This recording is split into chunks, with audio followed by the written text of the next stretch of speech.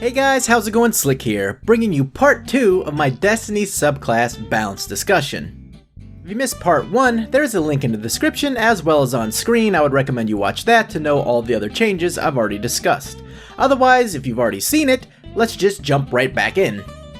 Now we get to Night Stalker. A buff I'd like to see to Vortex grenades is that movement speed is slowed when being damaged by them. Not to the extent of Smoke Bomb removing your ability to sprint, but a small amount that is noticeable. You've essentially just thrown a mini black hole, and I'd imagine its gravitational pull would be enough to slow you down. This would also be a buff to Voidwalker, and would help to differentiate Vortex from solar grenades besides in looks alone. There's just not enough flavor between these two grenades, and they rarely see use in PvP because they're just not that good. That's pretty much all I'd change about Night Stalkers. Overall, I feel their kit is pretty strong. If anything, I might extend the duration of Courage of the Pack so it would see more usage in PvP, but that's about it. Next up is Striker. I think Pulse Grenades should essentially pulse twice as fast as they do now for the same duration. Nobody ever uses these grenades because Lightning Grenades just do everything they do, but better. By pulsing twice as fast, you can lock down a choke point more efficiently and ensure an enemy can't run through it in between bursts. This buff would also affect Stormcallers. These grenades have always sucked ass, and they need all the help that they can get. Lightning Grenades might need a nerf to their damage cone, albeit with the amount of buffs being given to other classes, this might not be a necessity. These grenades are strong, but do require good placement to be effective. They are also destroyable, so I'm a bit torn on this one. I think Shoulder Charge should revert to its Year 1 status. Nobody decent at the game ever complained about Shoulder Charge being too good, especially when shotguns, sidearms, fusion rifles, and the last word can all deal with the poorly planned Shoulder Charge rushdown. Memory of Jolder certainly doesn't break this perk, especially not when everyone is bitching about Scories camping in Trials of Osiris. Now to the elephant in the room, Juggernaut. Juggernaut needs a nerf. First up, the Jug Shield activation time is reset every time the Striker takes damage. No longer will the Jug Shield pop up in the middle of a severe ass beating and then bail them out. This means you'll have to plan your push and time the shield spawning as opposed to sprinting full speed through the map like a complete dipshit. Next, I would make Armor Piercing and Skip Rounds do bonus damage to the Jug Shield, as well as to Overshields and Super Armor. This would create more parity between weapon perks and give people a tangible counter to Jug Shields. Snipers with Armor Piercing rounds or Skip rounds will do partial damage to the Jug Shield at the sacrifice of Quick Draw or Snapshot. How much? I have no idea, I'd need to test this shit, not enough to one-shot though. These changes should still make Juggernaut an effective perk, while requiring a little more thought and timing to go into the approach, while simultaneously giving Armor Piercing and Skip rounds an actual use in PvP. Now for the ass face we've all been waiting for, Stormcaller. So far they've received a buff to Arc Bolt and Pulse Grenades. Well, the buff train stops here. We've had enough of Thundersnipe, so we're gonna cram it up their stupid asses. Amplitude becomes an aimed ability, similar to Throwing Knife. If you want to hit someone with a Thundersnipe, you actually have to be aiming at them. No more 180 snap melees from fucking Jupiter. This is on par with Skip Grenades in the plays the game for you category, and an increase in the skill gap is necessary. You are now Zeus, throwing lightning bolts at people. I'm on the fence with whether or not Stormcallers will waste their melee perk the same way a Gunslinger can. I'm leaning towards yes, since it's much harder for a Warlock to waste it on a close range opponent on the grounds that they have far more melee range than Hunters do.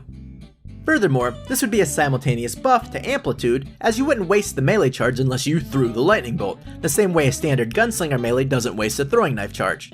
So I guess the buff train had one more stop, go fuck yourselves. Moving on, next up is Sunbreaker. Thermite Grenade should pulse twice as quickly as they do now for the same duration. They should also do a small amount of DOT if the enemy gets hit, something like 3 ticks of 3 damage. This would allow them to kill in 3 pulses and also slightly delay health recovery. These grenades suck a huge dick and need as much help as they can get. Fleet Fire will see an innate buff when agility gets buffed as a whole. That's all I would do for Sunbreaker. Honestly, Sunbreaker is in a pretty good spot right now. Many competitive players ding them for their lack of a neutral game, but a good Sunbreaker with Twilight Garrison can be a real terror, in between the super mobile Hammer Death Machine and the constant fusion grenades wrecking your shit.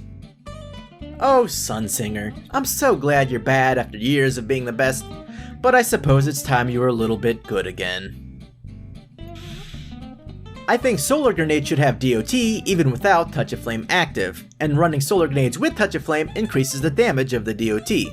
This is in an effort to make Solar Grenades better and give them more flavor, in the same way Vortex Grenades got a gravitational slowdown ability. It's a tiny fucking sun, it should light you on fire. Radiance should add a small amount of DOT to all grenades, and the damage of the DOT is increased with Touch of Flame. The duration of the burn should remain unchanged. Year 1 Viking Funeral was straight up AIDS, and we don't need that shit back. But Radiance is underwhelming in PvP outside of self-res and trials, which still isn't even that good. Firebolts would see a similar buff to their arming radius the same way Arc Bolts did. Solar Wind would get double the amount of knockback it has now. Solar Wind has the potential to be awesome, booping people off the map the same way Lucio does, but it needs more oomph to get the job done. This buff would also give Sunsingers an opportunity to damage enemies by slapping them into walls. It's hard to beat Flame Shield, so we have to give them something else worth using. Brimstone should reset Scorch's cooldown on kill. This allows Sunsinger to be a one-shot melee machine in Radiance while sacrificing some durability to do so. Do you want a sharper sword, or do you want a stronger shield? Sunsinger has many support class abilities, so the ability to pair this with Sunburst and dump out a million orbs fits in perfectly.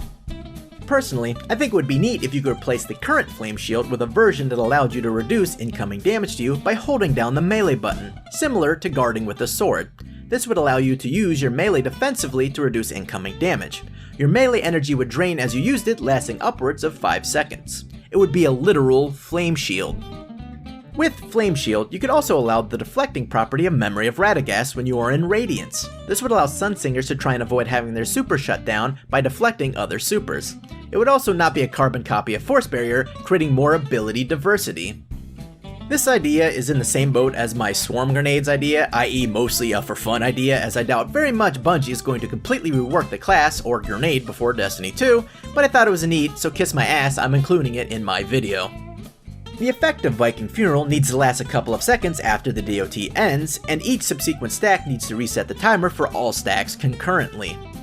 Getting 3 stacks in PvE is nearly impossible outside of throwing a never-ending stream of fusion grenades. If the stacks reset the debuff, you could feasibly get the maximum debuff of 15% outside of Radiance by running Starfire Protocol or Sunbreakers and then landing both grenades and a melee.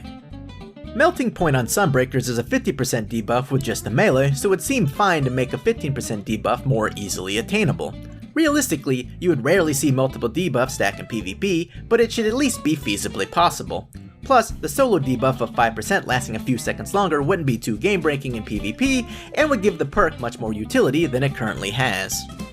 For Angel of Light, I would grant a +3 boost to the armor stat while the perk is activated. Nobody uses this perk because you are pretty much a sitting duck. But what if you were a highly armored duck with a fusion rifle? Huh? This would allow a max armor Sunsinger to reach 11 armor with the perk activated, which is 203 effective health, and would allow a Ram Sunsinger to reach 14 armor, which is 231 effective health. This could work really well in tandem with Radiance when running Radiant Skin, making you a nigh unkillable murder angel as opposed to the Dead Z McFish in a barrel you are now.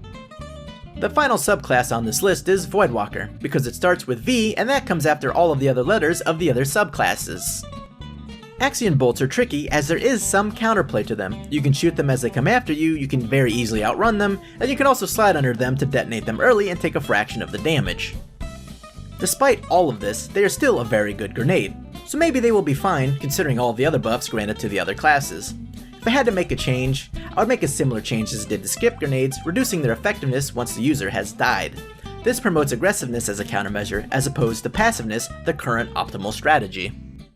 Angry Magic should give the tracking effect to scatter grenades the same way Nothing Manacles does, only without the additional grenade. Scatter grenades are just kinda meh without the tracking, and are very good with it, so sacrificing a perk or an exotic to make them better seems like a fair trade in my book, and would promote more diversity. And that about wraps up my thoughts on where I'd like to see the Destiny subclasses end up. I have about 100 million other thoughts on balance, including weapons and exotic armor, but I'll leave that video for probably never because the patch is coming out in like 2 days and I don't have the time to make that shit happen. Anyways, I hope you liked my stupid bullshit about me thinking I'm smarter than the professionals at Bungie. If you didn't, why the fuck are you still watching this? Are you a complete idiot?